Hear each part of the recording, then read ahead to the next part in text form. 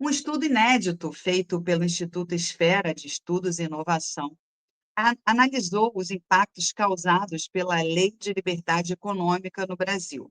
O Instituto foi criado para produzir dados, levantamentos e propor soluções concretas para os desafios do país. Atua no campo da pesquisa, da inovação e da economia.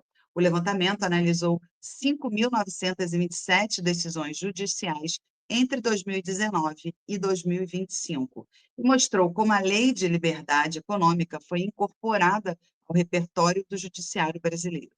Resultado: mais segurança jurídica, mais previsibilidade, mais respeito aos contratos. E agora o BCTV vai entrevistar Luciano Tim e Fernando Meneguin.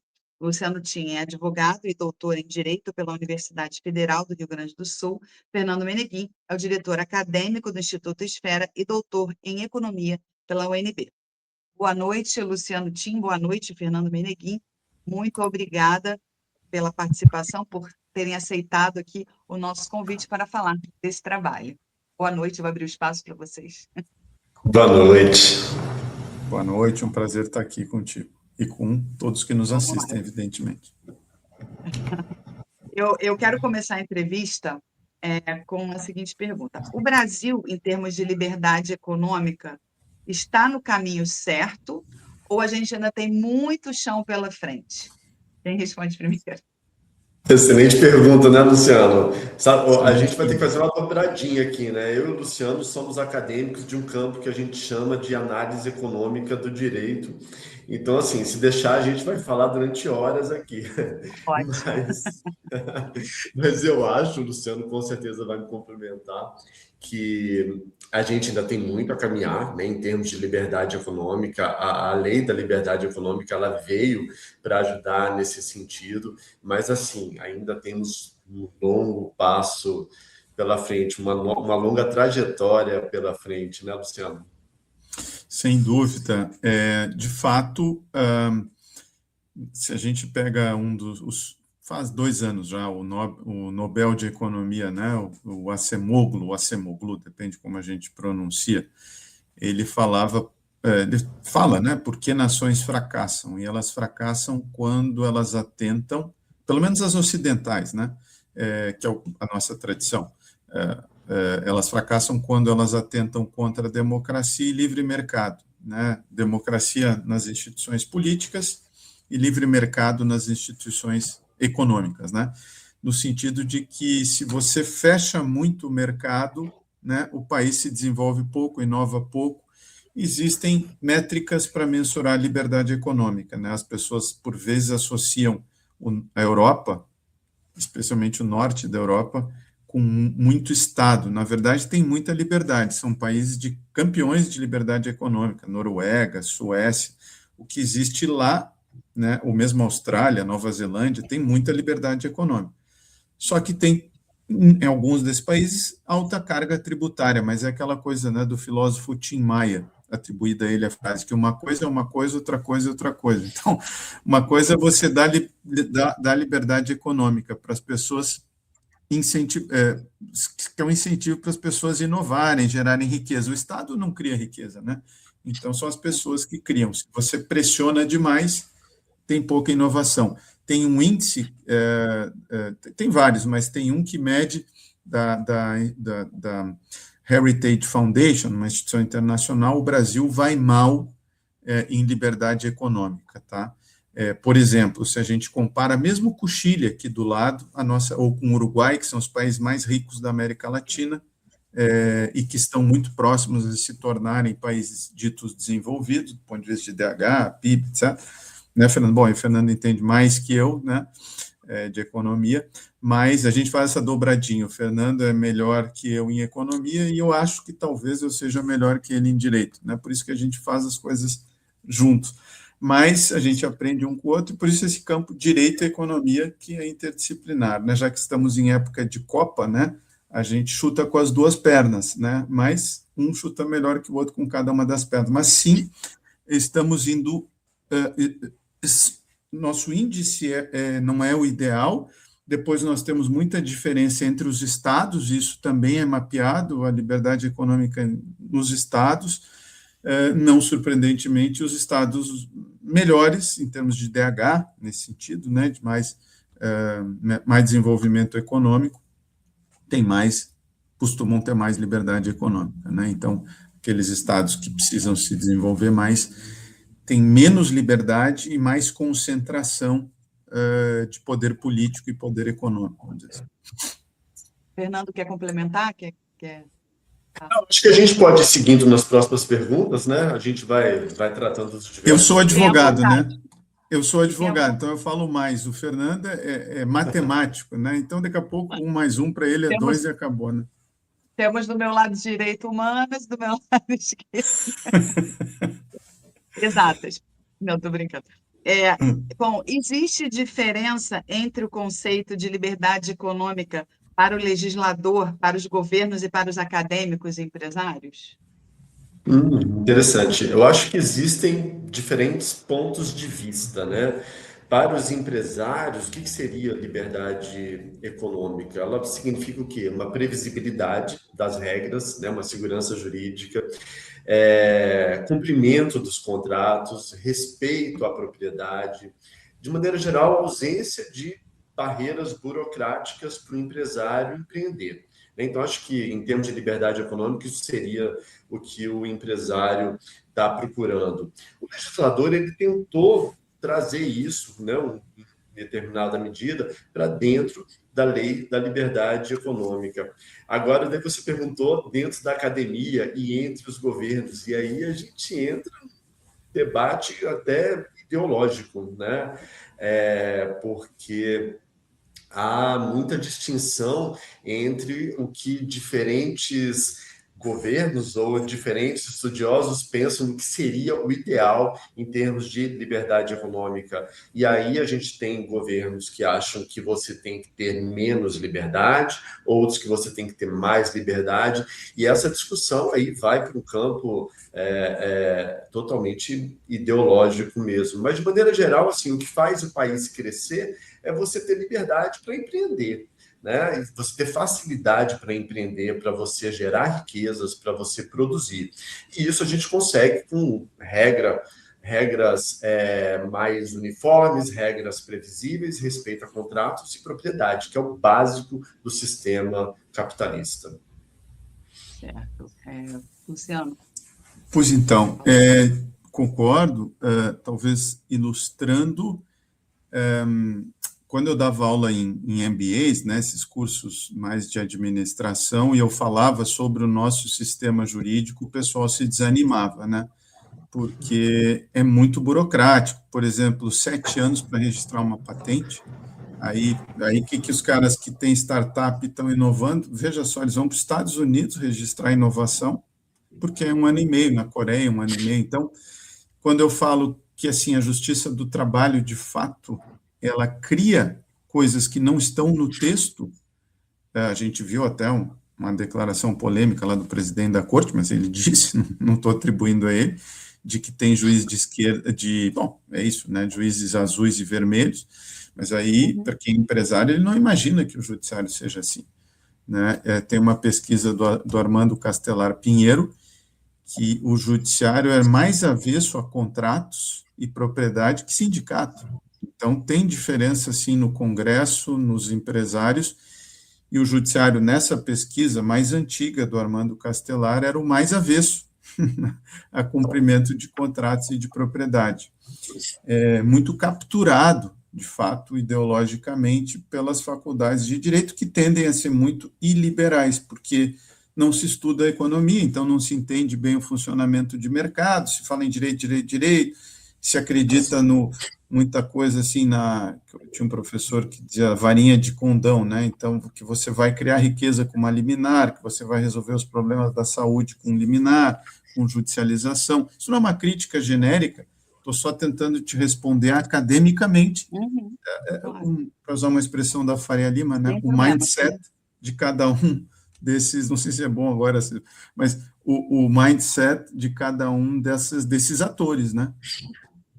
Por exemplo, as agências reguladoras, como tem mais... O pessoal de economia e engenharia, eles entendem melhor o funcionamento de mercado, né? o pessoal do direito, mesmo do jornalismo, tem mais resistência na média, não estou generalizando, a esses conceitos econômicos, né? Então, a lei, eu acho que, assim, talvez seja interessante, a Lei de Liberdade Econômica, o que ela fez foi, ela criou a necessidade de que o Estado, antes de intervir no mercado, ele faça uma análise de impacto regulatório. Então, por exemplo, agora, recentemente, o governo federal fez decretos regulamentando o Marco Civil, na verdade, a decisão do Supremo sobre o artigo 19. Cadê a análise de impacto regulatório? Foi lá e interveio no mercado, né? Então, as agências reguladoras estão lá, a Senacom também baixou agora uma portaria lá sobre plataformas. Assim, tá, mas e o que vai acontecer no dia seguinte? Então, a Lei de Liberdade Econômica estabelece uma obrigação legal de fazer análise de impacto regulatório, que é uma análise de custo-benefício, tem que parar em pé, né?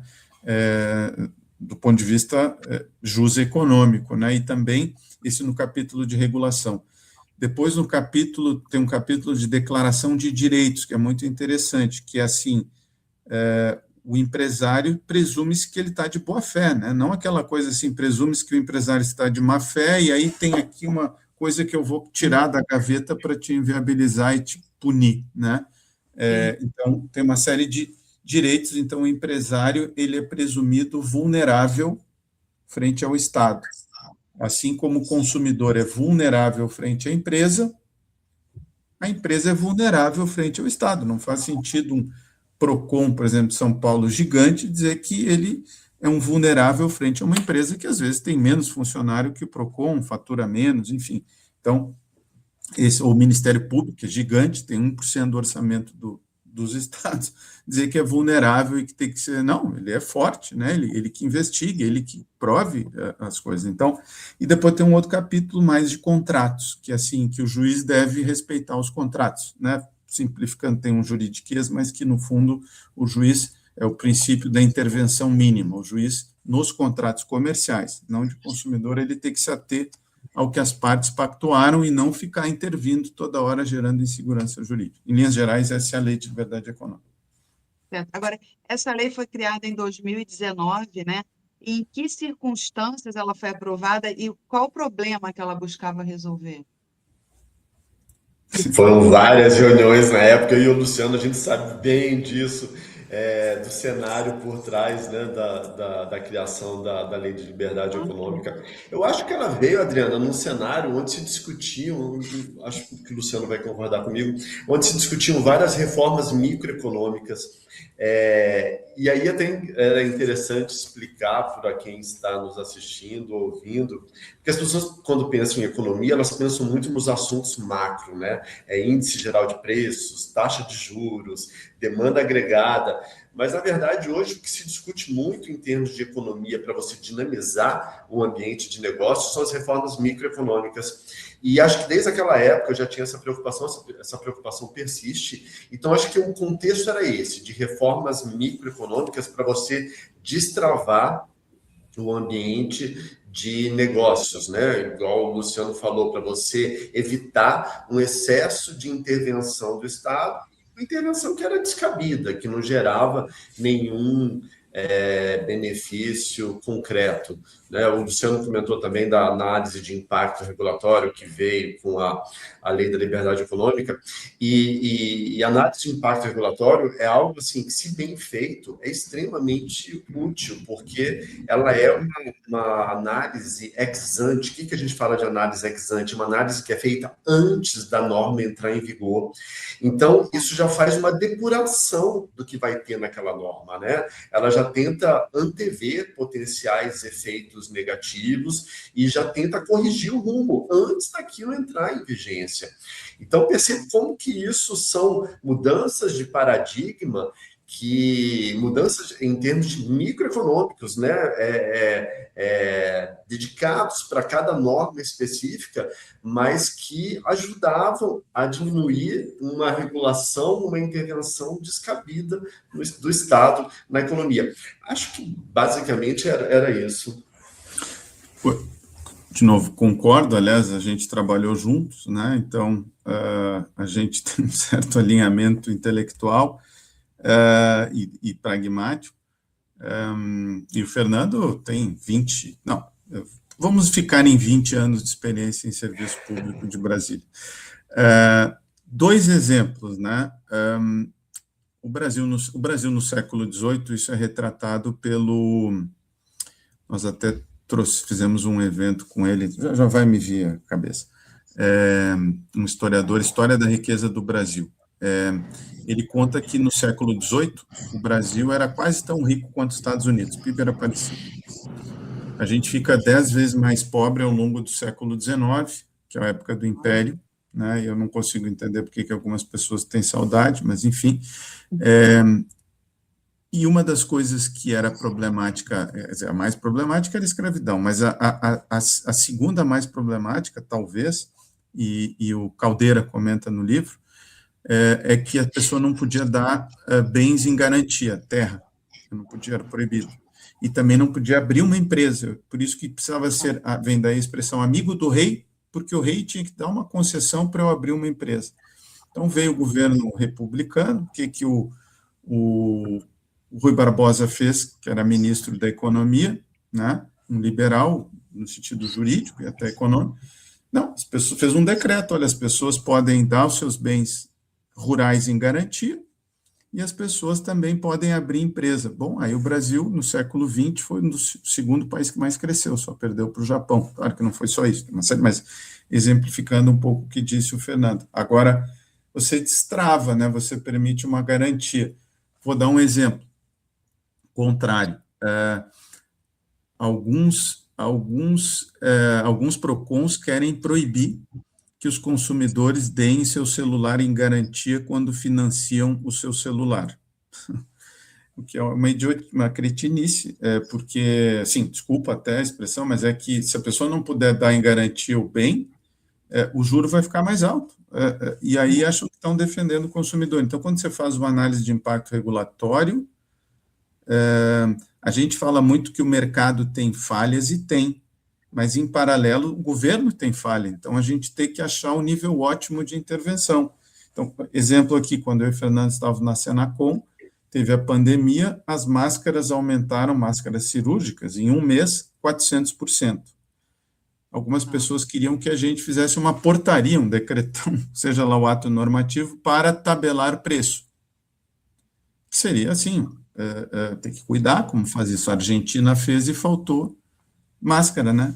Porque se o cara que é comerciante importava $5, e foi mais ou menos isso que aconteceu, passou a pagar 100, eu não tenho como dizer para ele vender por 50, senão fica sem, né, a máscara. Então, a análise de impacto, você faz essa análise, né, Fernando, de custo-benefício. Então, isso é muito positivo para evitar certos abusos, que muitas vezes são eleitoreiros, né? O cara do PROCON que quer ter uma pauta de xerife, ele faz isso. A gente está vendo, em certa medida, aqui nessas outras discussões recentes no Brasil, eu não quero desviar do tema, mas tem a ver um pouco com liberdade econômica, das plataformas de entrega, por exemplo, que vão para o Supremo. Aí é uma intervenção judicial, né? Não é do Poder Executivo, mas nós somos bastante iliberais na média, do ponto de vista econômico. Quer dizer que essa lei impacta o cidadão comum, né? Sem dúvida, até porque tem licenças que, antigamente, o cara, para abrir uma banquinha de cachorro-quente, precisava um alvará. Hoje ele tem, pela lei, coisas que não tem risco, tem uma tabela de risco.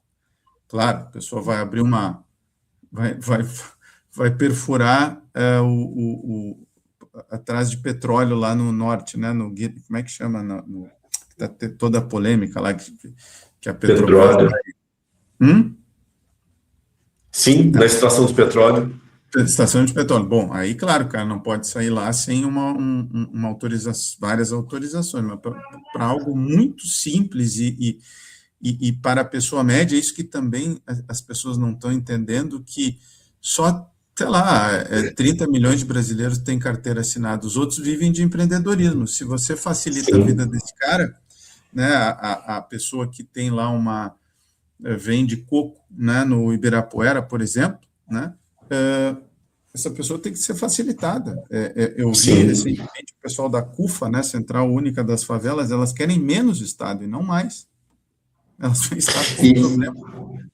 E é legal, né, Luciano, porque a gente fala assim, né, para o cidadão na ponta, que facilitou. Ele tem muito mais facilidade de abrir esses negócios de baixo risco. E o que as pessoas têm que lembrar é que quando você facilita o empreendedorismo, você tem toda uma criação de benefícios que vem em decorrência disso, porque com mais empreendedorismo, você tem mais concorrência, você tem mais empresas se formando, mais geração de empregos, no final das contas, a redução de preço. Né? Essa é uma equação, um ciclo que se fecha com benefícios para todo mundo. É o que a gente chama na economia de ciclo virtuoso. Certo. Como é que a pesquisa foi feita? Aí é com o Luciano. Vai lá, Luciano. Muito bem. Nós tivemos economistas e advogados nessa pesquisa. Nós buscamos todas as decisões, porque hoje está tudo, isso de fato é uma virtude do judiciário brasileiro, poucos países têm mais transparência de acesso, tudo público, tudo online, né? A pandemia provocou, já havia um processo de digitalização da justiça, mas a pandemia realmente impulsionou. Então, muita coisa, e a lei depois de 2019, então você consegue ver todas as decisões, e aí a gente fez alguns recortes, né? Então a gente pegou os tribunais estaduais, os tribunais federais, e também o STJ, né? Que é o Superior Tribunal de Justiça, que uniformiza a interpretação de lei federal. Vimos tudo que foi julgado, os temas e as linhas de entendimento desses judiciários sobre a lei.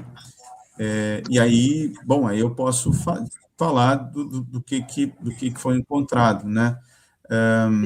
Então, assim, muitas decisões sobre isso, não surpreendentemente, em São Paulo, absurdamente mais, que é o estado mais rico da federação, posso falar até por não ser de São Paulo, então eu tenho liberdade, né, senão eu seria um paulista falando das maravilhas de São Paulo. Mas não, do ponto de vista quantitativo, ele né, mas tem mais empreendedorismo, então mais atividade econômica.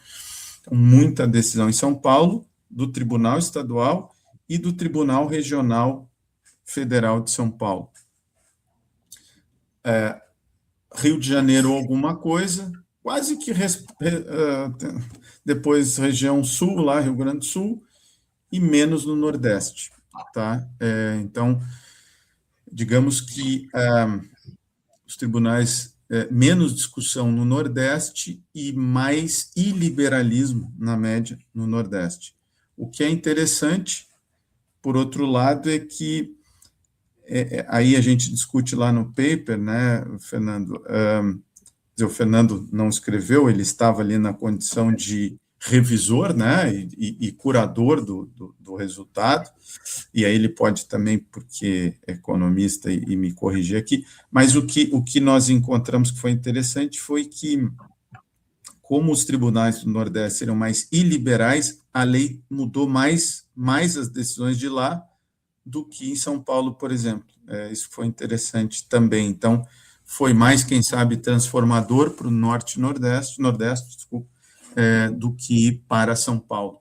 Vamos dizer que, em tese, o juiz de São Paulo já tenderia a respeitar mais os contratos de propriedade, a não intervenção indevida do executivo, né? Então, isso foi bem interessante. Agora, também concluímos que, e isso é esperado, que não tem bala de prata, né? Então, assim, vamos fazer uma lei, isso às vezes o congressista acha, né? Ou, enfim, nós temos um problema de criminalidade, vou lá e faço uma lei. Tá, e daí? Né? Se ninguém aplicar, não adianta nada. Então, ela não foi transformadora, mas é importante, em termos de ciência, a gente comprovar, né? É como dizer, bom, a vacina tem 80% de eficácia, que bom, a gente tem que mensurar, tem que medir, tem que provar, outra tem 50%, outra nenhuma, não dá para ficar, né, no direito ainda, a academia ainda é muito discursiva, né? Eu brinco que se medicina fosse direito, eu ia ter que tomar vacina porque um professor disse, né? E não porque tinham evidências, né? Então a medicina evoluiu cientificamente mais, né? Mas o direito vem nos últimos anos, especialmente nessa nossa área interdisciplinar de direito e economia, fazendo mais estudo empírico, que a gente chama de jurimetria, que é a estatística das decisões, vamos dizer assim. E então importante constatar também que, sim, que quando como a gente estava na discussão da lei, o que as pessoas diziam é que não precisa dessa lei, ela é desnecessária, todo mundo sabe que é uma economia de mercado, papinho, né, vamos dizer assim, diz no Rio Grande, papinho. Mas assim, mas não quer confrontar, porque é ruim confrontar, vai dizer que isso é contra a própria Constituição. Então não precisa, já está escrito, sim, mas tem um monte de lei que é feita para confirmar o texto da Constituição, porque a Constituição é a lei macro, e depois vem a lei infraconstitucional. Então, e outros diziam, não, mas não vai pegar, aí um ano depois já está vendo, não pegou, e a gente sabe que em jurimetria uma lei demora 10 anos para ser, digamos assim, implementada. Pode acontecer que ela não pegue, mas você precisa de uma série histórica, né? Então, assim, já num curto espaço de tempo, 5 anos, a gente pode concluir que a lei pegou. Certo. A lei pegou. Agora, perdão. Pode terminar.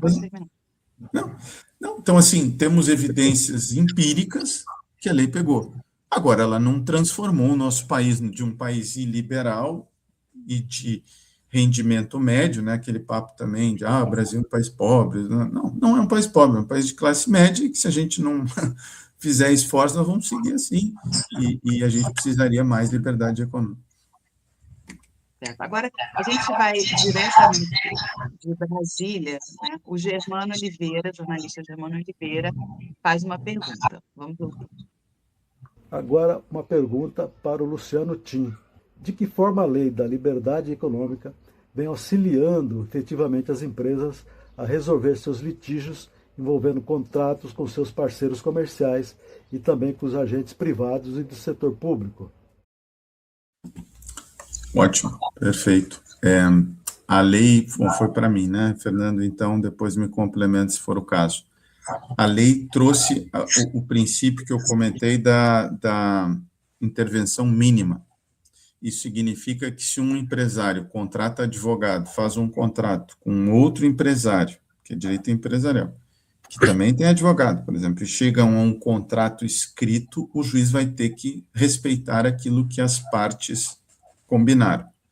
Então, se o preço é 10, é 10, se tinha que entregar no dia 10, é dia 10, e isso é segurança jurídica, né?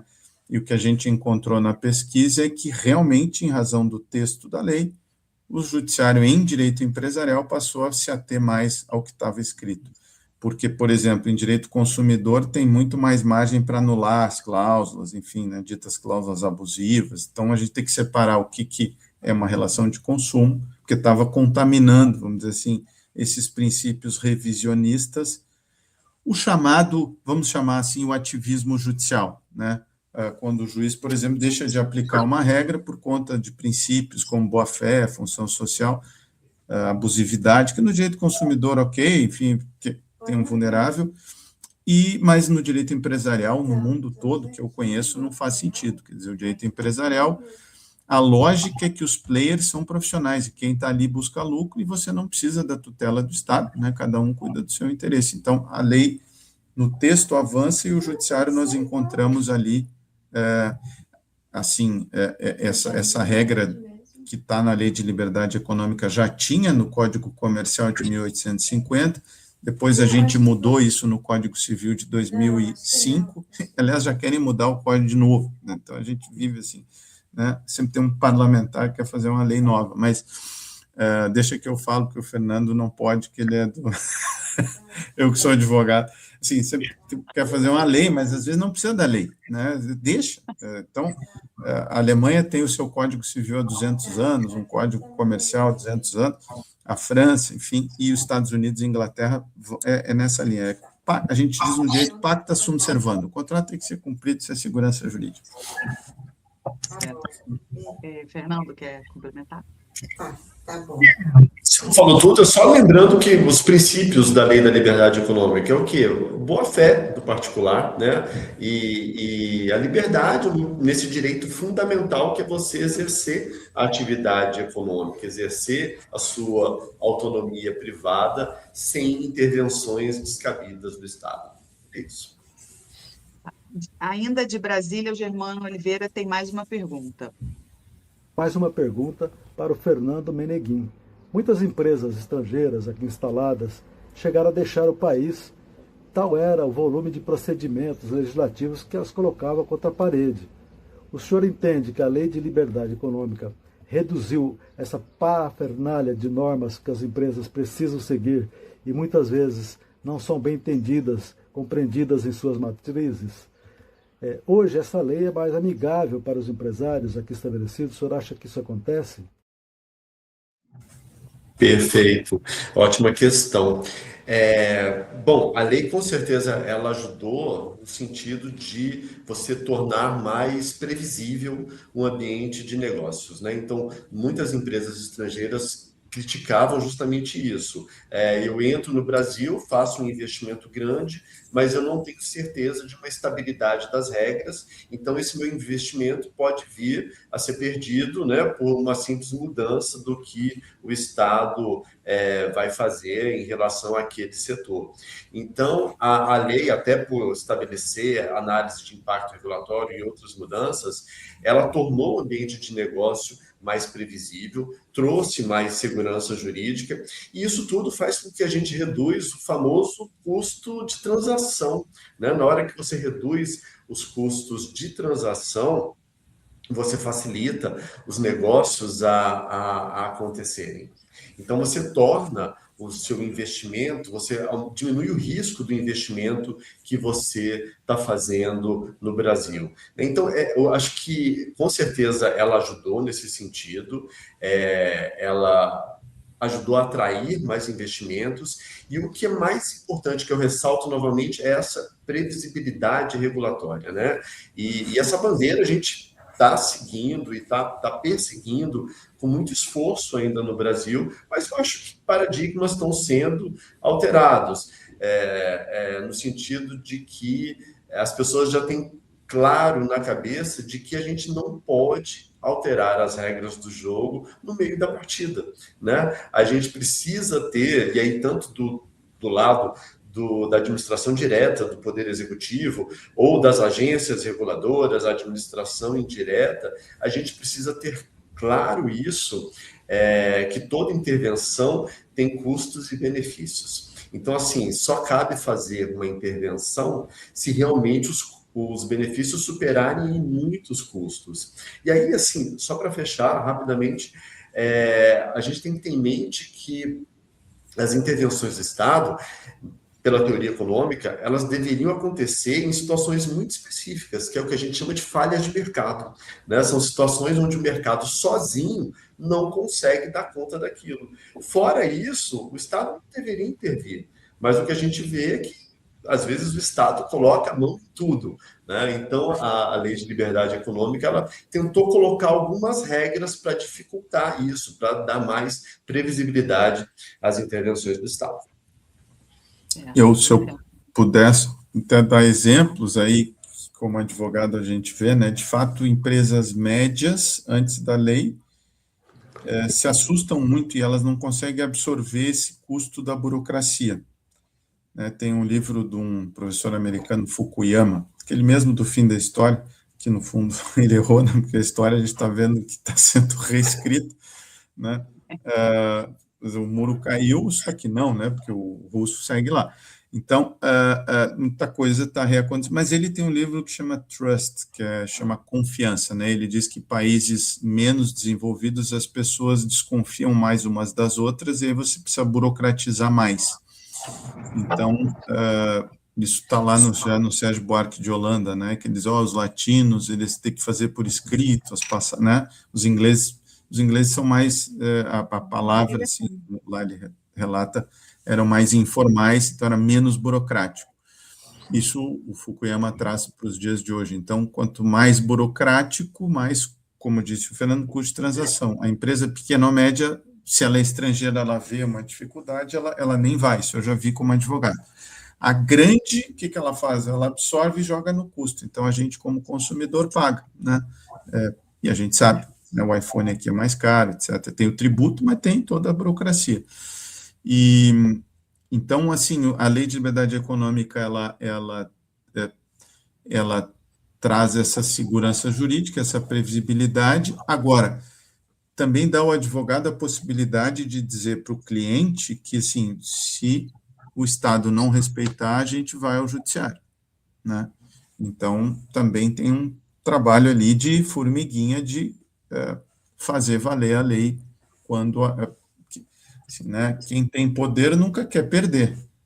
Então, por isso que a gente tem, em tese, 3 poderes, checks and balances, porque senão alguém abusa, né? Essa é a lição da história. Então, essa é uma lei de limite de abuso de intervenção. Então, isso tem uma luta ali, tem um livro clássico que a gente lê no primeiro ano da faculdade de Direito, um jurista chamado Iering, que é a luta pelo direito. O direito não cai do céu, né? Você tem que, mesmo que ele esteja previsto na lei, você tem que entrar no judiciário, você tem que brigar.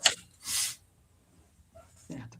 Agora, falando em não querer perder, a gente está chegando aqui ao fim do nosso papo, não dá para não perguntar para vocês se vocês acreditam na seleção brasileira, se estão animados para a Copa. Quero ouvir os dois aí. Aí é uma questão de fé, né? A gente tem fé e a gente torce sempre.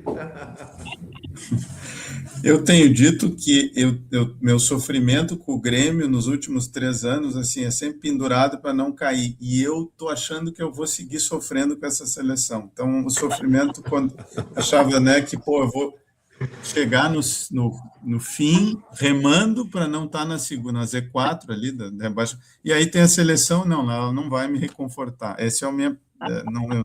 Enfim, não estou com essa fé toda do Fernando. E você, Fernando?